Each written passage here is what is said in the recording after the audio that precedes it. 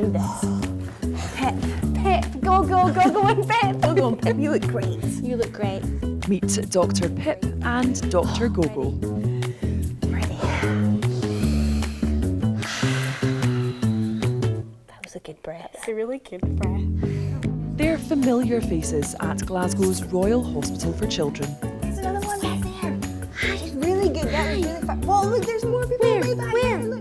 The Clowndoctors visit hospitals across Scotland, aiming to provide a welcome distraction for young patients. We're very responsive. Like, every visit's completely unique and different for each child and how they're feeling and where they're at. So we just meet them where they're at.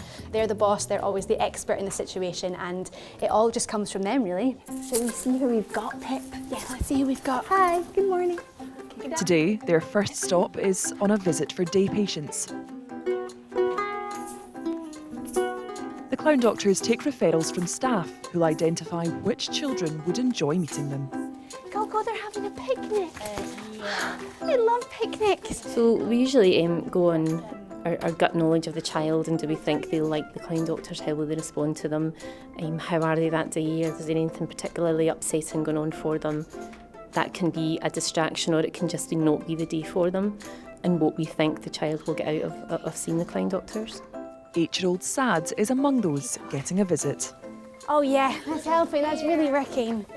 They're doing me fresh air. Delicious air.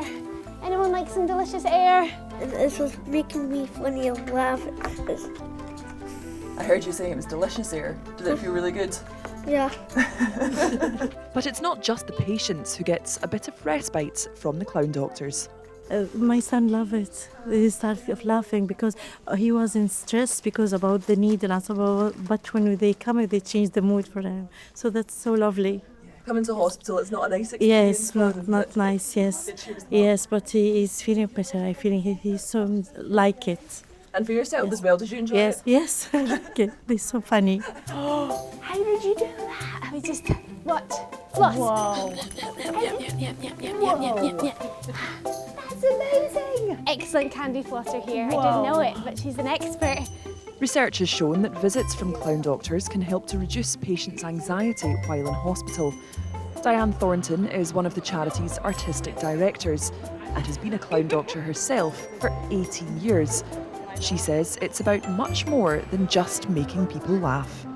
We're not party clowns, we're there to really connect with the young people we're working with in hospital, with no expectation, to really connect and interact with them in the moment and how they're feeling. So for a Clowndoctor to be able to do that, they've got to be really skilled and emotionally mature as to what's happening in that moment for that young person. And then people have to have the knowledge and the skill set to equip them to work in healthcare. There's so much going on beneath that red nose that people don't necessarily see. Dr. Pip and Dr. Gogo, also known as Sarah and Sita, are professional performers who were recruited after auditioning to be Clowndoctors.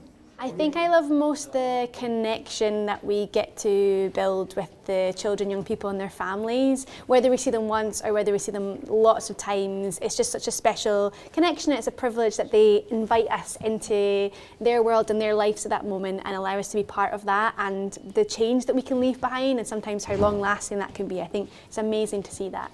I really love just the visits and how in the moment they are, and how spontaneous they can be. So I love being surprised and finding new things.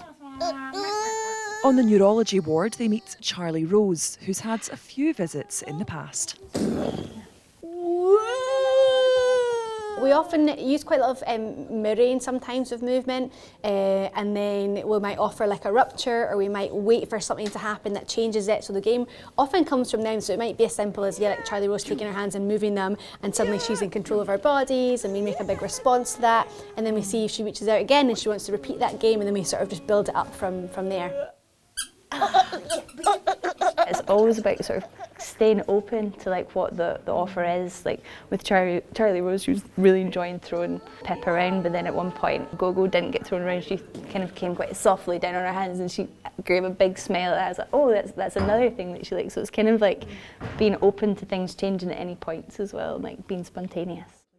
Eleanor says the sessions can bring out a different side of the children. Sometimes a non-verbal child who we may think isn't able to see or hear or interact as well. When you watch them with the clown doctors, you'll see them respond to them in a way that they don't to us, simply because we didn't know that that is how they would react. So it's nice, once you see them react to them, you can often get a little bit more out of them when we're doing things with them as well. There must be things that you'll pick up on from the young people as well, even in an emotional sense, maybe how they're feeling, how they're interacting, that you could potentially pass on to the clinical teams that may be useful to them. Yes, absolutely. A lot of what the clown doctors do when we're creating these interactions is we're playing with big emotions often, and we're providing an opportunity for young people to explore big, challenging emotions sometimes in the rooms.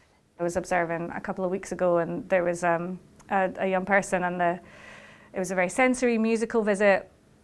The young person's been in hospital for a really long time, and the clown doctors were creating really crazy dance tunes, which this young person was laughing at a lot. But they were the rhythm of the music was absolutely cued by the movement of this young person. It ended up with 7 members of staff, from a trainee paramedic to the senior charge nurse on the ward, all standing outside the cubicle, and they were ushering people from different rooms going, "You've got to come and see that. I've never seen him laugh like this. I've never seen that." Diane says often the impact of the clown doctor's visits extends beyond the patients.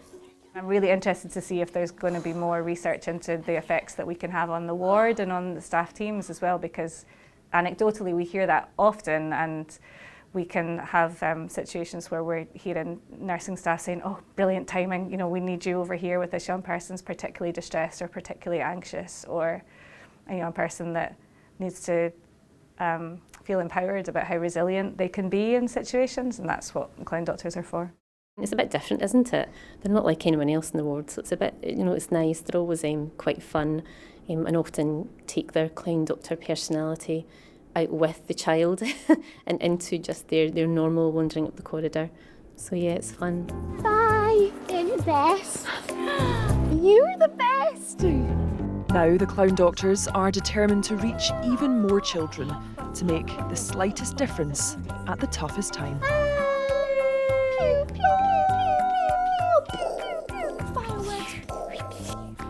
We want to be in every children's healthcare unit in Scotland. I'm not going to lie, it's a difficult financial climate. We're a charity, we rely 100% on funding, and it's difficult, and it's particularly difficult after COVID. We're not back to where we were before COVID with the number of hospitals that we can be in and the regularity that we can be in, and we want to be there. Stay cool, everyone, stay cool. We are available and want to be available for every young person that's admitted to hospital everywhere in Scotland. We're a small organisation, we've got huge ambitions. Bye. Bye. Under control. It's totally under control. Totally under control. Fine.